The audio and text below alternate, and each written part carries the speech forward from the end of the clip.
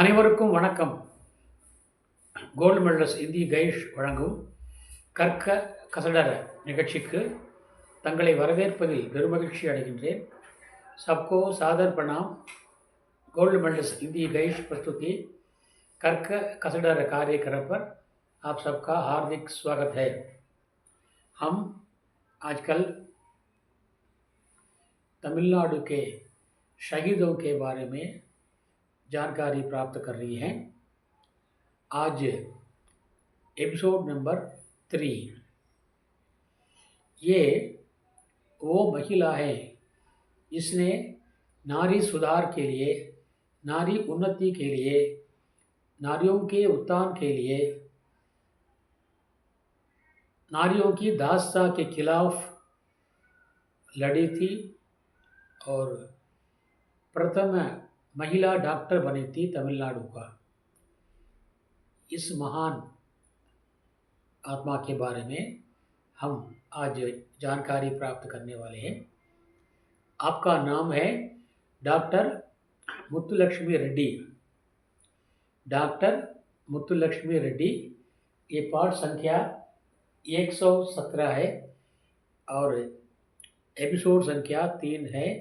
Doctor Muthulakshmi Reddy जो महिलाओं के भूषण हैं, महिला रत्न हैं. इनका जन्म 1886 में हुआ और उनकी मृत्यु 1986 में हुई. पिता का नाम पिता नारायण रेड्डी थे और माता चंद्रमा थी. पिता अच्छे शिक्षक थे. इनके पति भी डॉक्टर थे. इसका नाम है चंद्रा नायडू.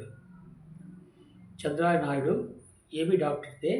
और उस ज़माने में तमिल में कहावत है, அடுப்போதும் பெண்ணுக்கு படிப்பதற்கு. அடுப்போதும் பெண்ணுக்கு படிப்பதற்கு. जो रसोई घर में सड़ने वाले महिलाओं को विद्या क्यों. हमारे रामचरितमानस के निर्माता गोस्वामी तुलसीदास में लिखते हैं, ढोल शूद्र पशु नारी. ढोल शूद्र पशु नारी ये सब ताड़न के अधिकारी. ये सब ताड़न के अधिकारी. स्वर्गीय राष्ट्र कवि मैथिली शरण गुप्त जी ने भी कहा है, अबला हाय तुम्हारी यही कहानी. अबला हाय तुम्हारी यही कहानी. आंचल में दूध और आंखों में पानी. आंचल में दूध और आंखों में पानी. श्री जयशंकर प्रसाद के शब्दों में वे लिखते हैं और कहते हैं, नारी तुम केवल श्रद्धा हो. नारी तुम केवल श्रद्धा हो. इस प्रकार नारियों की दयनीय दशा उस ज़माने में थी. अलावा इससे नारी शिक्षण के खिलाफ आंदोलन चल रहा था. समाज में नारी का सम्मान नहीं था. डॉक्टर भारदियार ने भी कहा है, क्या कहा है,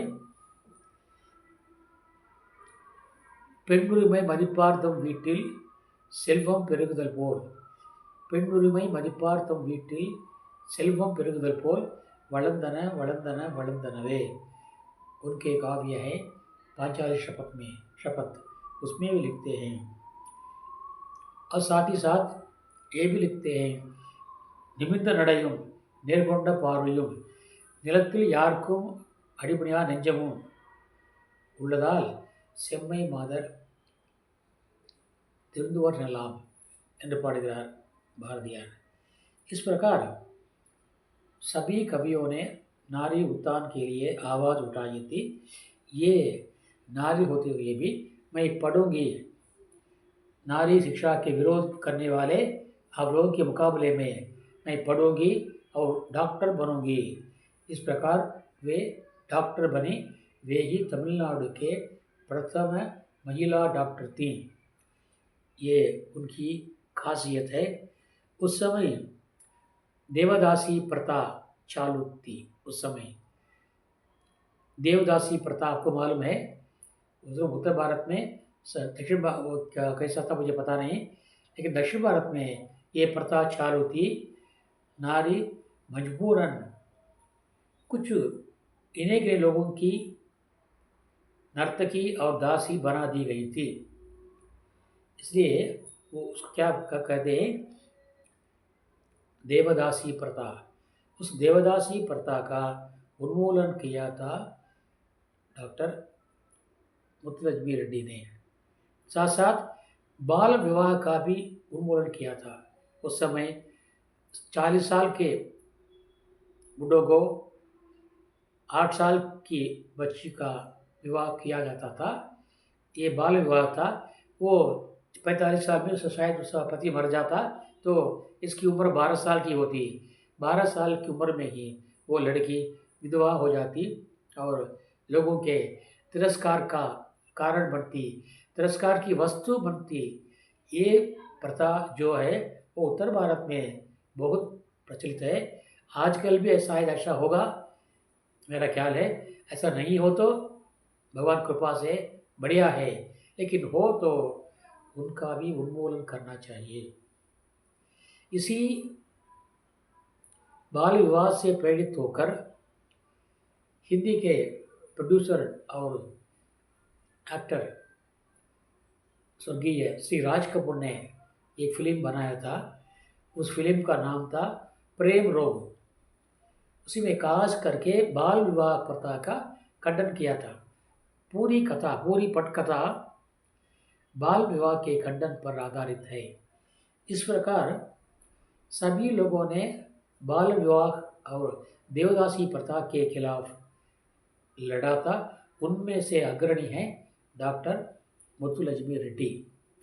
इन्होंने ही पहले पहल गोलमेज कॉन्फ्रेंस में पेरिस में जब आज़ादी की सेनानियों का कॉन्फ्रेंस चला था, उस कॉन्फ्रेंस में तब भाग लेने के लिए भारत के प्रतिनिधि के रूप में वे वहाँ गई थी और उसमें भाग ली थी।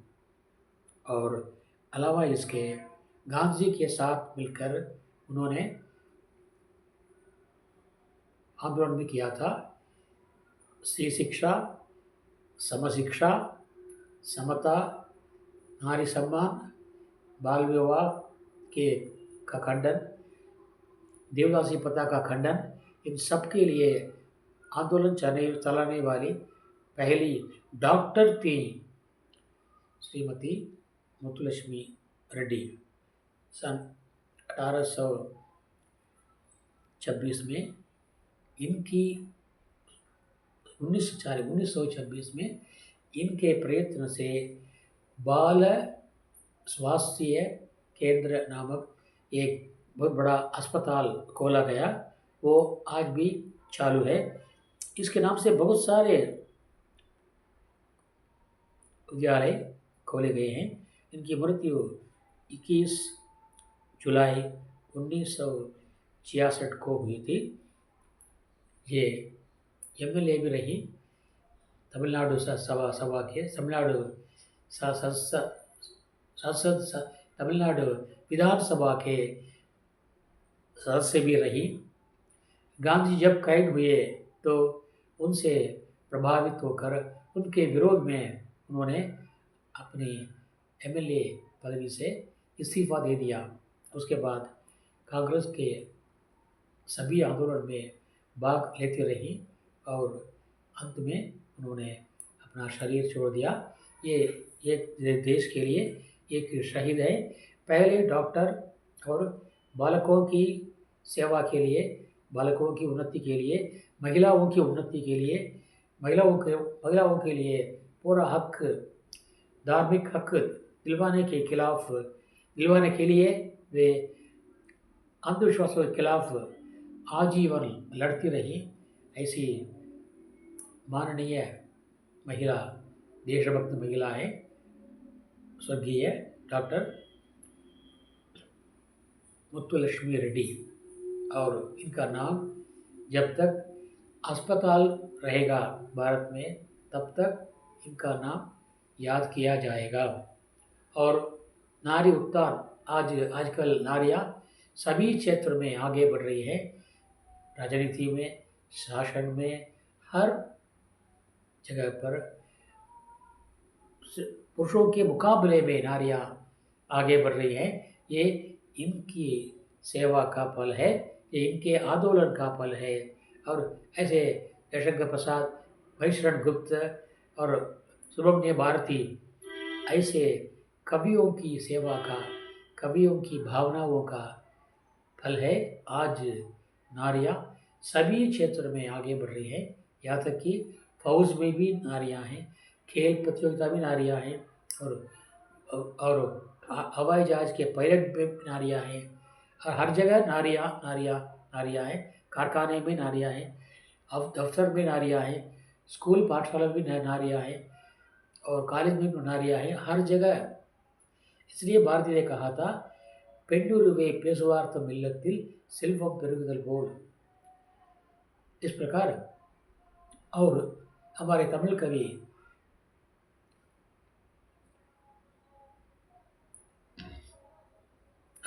कवि ने, इन्होंने देशीय कुड़ी के बारे, राष्ट्रीय झंडे के बारे में गीत गाई थी। कविमणि देश के विनायक पिल्ले, उन्होंने भी गाया है कि क्या है, मंगैयराय பிறப்பதற்கே நல்ல மாதவம் செய்தல் வேண்டும் अम्मा। इसलिए यहाँ पर नारी का रूप, नारी का जन्म इसलिए हुआ कि उनके परदादाओं ने बहुत बड़ा पुण्य किया होगा, इसलिए उनके घर में गृह लक्ष्मी के रूप में उनका जन्म हुआ था। इसलिए आइए नारी का सम्मान करें और नारियों के लिए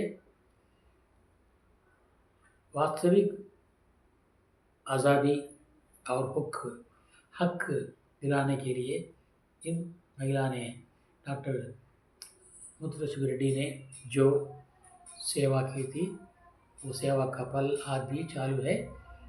धन्य हैं डॉक्टर मुत्तुलक्ष्मी रेड्डी। उनके देखा देखी सभी नारियां आगे बढ़ रही हैं और आगे बढ़ेंगी, यही मेरी अभिलाषा है। इसके साथ ये नंबर 3 का इति करना चाहता हूँ। और आज का चिंतन, இன்றைய சிந்தனை,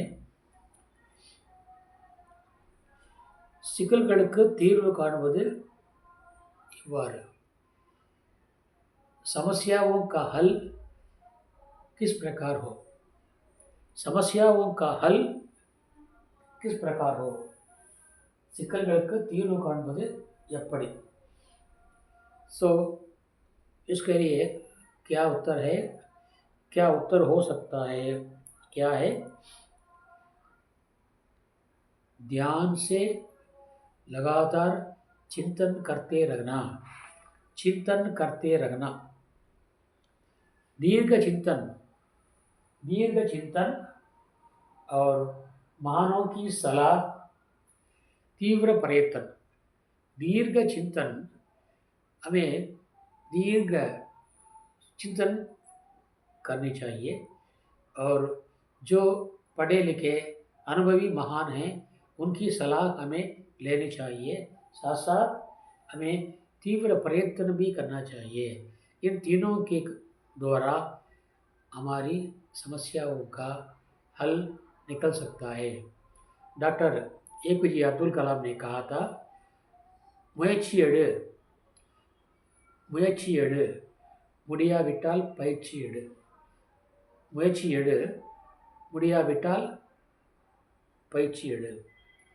வள்ளுவர் कहते हैं, வள்ளுவர் कहते हैं, முயற்சி திருவினையாக்கும், முயற்சி திருவினையாக்கும், முயற்சியின்மை இன்னா பூத்திவிடும், முயற்சியின்மை இன்னல் புகுத்திவிடும்। ஆகவே தொடர்ந்து நீங்கள் मुझे से வேண்டும்। हमारे कवि भरत ने भी कहा है, क्या कहा है, करत करत अभ्यास ते जड़मति होत सुजान, करत करत अभ्यास ते जडमति होत सुजान, रस्सी आवत जावते, सिल पर होत निशान। करत करत अभ्यास ते, जडमति होत सुजान, रस्सी आवत जावते, सिल पर होत निशान। ये हमारे कवि वृंद ने कहा था। ये उनका दोहा है, आप आपने पढ़ा होगा। और रहीम कहते हैं, रहीमन चिंता को छोड़िए, चिंता को छोड़िए, चिंता को छोड़िए, क्योंकि चिंता रहीमन कठिन चिता से चिंता को चित देत, चिंता को चित देत, वो चिता से भी कठिन है। कठिन चिता से चिंता को चित देत, चिंता को अगर हम अपने दिल में, अपने मन में अगर रखेंगे तो वो चिता से भी भयंकर हो जाएगा। चिता मतलब अब मालूम है, मरने के बाद लाश को चिता पर जलाते हैं। चिता जलाती निर्जीव को, चिता जलाती निर्जीव को, चिता निर्जीव शरीर को ही जलाती है। चिंता जीव समेत, जो जब हम जिंदा हैं तो जिंदा रहते रहते हमारे शरीर को वो गला देगा। हमें बहुत से लोगों को देखा है जो जवानी में बहुत हट्टे कट्टे नौजवान थे और लंबाई मोटाई सब थे, लेकिन वही बुढ़ापे में क्या हो जाते हैं, छोटे बन जाते हैं। लेकिन उनके पास बहुत है, सुख सुविधाएं है, फिर भी अगर घर में कोई ना कोई समस्या हो तो चिंता हो, तो वो चिंता करते करते करते करते वे पतले हो जाते हैं। उनकी वो जवानी, उनकी वो मोटापन सब गल जाता है, पिघल जाता है, क्योंकि चिंता चिता से भी कठिन होती है, बुरी होती है।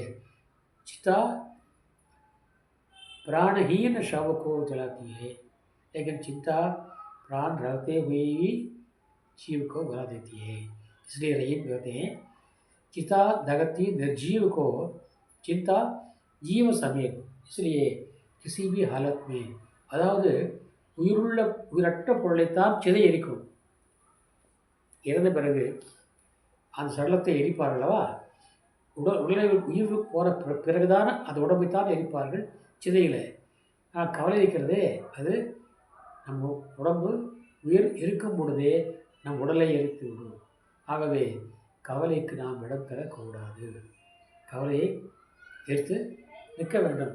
इसलिए कहते हैं, दीर्घ चिंतन, मानव की सलाह, उत्साह, उत्साह और तीव्र प्रयत्न, इन सबसे, इन उपायों से हम समस्याओं के लिए हल निकाल सकते हैं.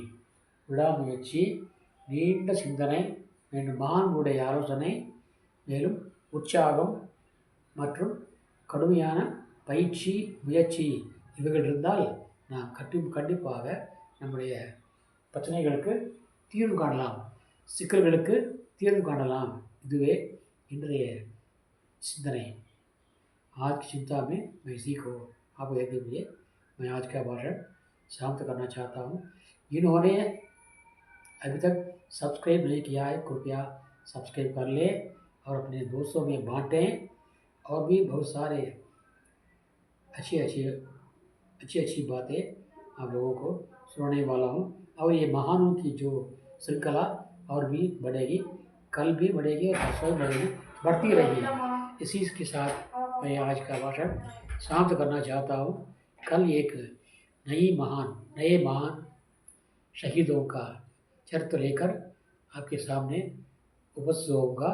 तब तक के लिए आपसे विदा लेने वाला आपका सेवक आर सुंदरराजन, तिरुपुर, तमिलनाडु. धन्यवाद, नंरी. जय हिंद.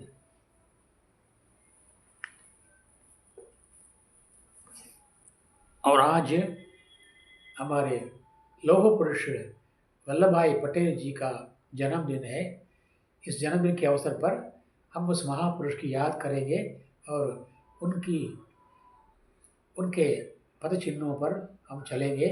हम ये पढ़ लें, संकल्प लें कि हम सब श्री वल्लभ भाई पटेल जैसे लौह पुरुष बने रहेंगे, अपने सिद्धांतों पर दृढ़ रहेंगे और किसी भी हालत में विरोधी शक्तियों का के सामने नहीं झुकेंगे। ये संकल्प आज हम लेंगे। इसलिए पटेल साहब को, वल्लभ भाई पटेल साहब को हमारी श्रद्धांजलि और नमस्कार, नमन और उनकी जय हो, उनका नाम सदा अमर रहे। इसी के साथ मैं आज का भाषण समाप्त करता हूँ। कल मिलेंगे। धन्यवाद। जय हिंद।